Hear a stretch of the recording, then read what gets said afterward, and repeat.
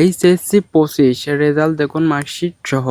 আর কয়েক ঘন্টা বাদ আছে রেজাল্ট দেওয়ার, সেটাই আপনাদের দেখাবো। সর্বপ্রথম আপনারা চলে যাবেন ক্রোম ব্রাউজার অথবা গুগল। আমি চলে গেলাম গুগলে যাওয়ার পর বোর্ডে যাবেন।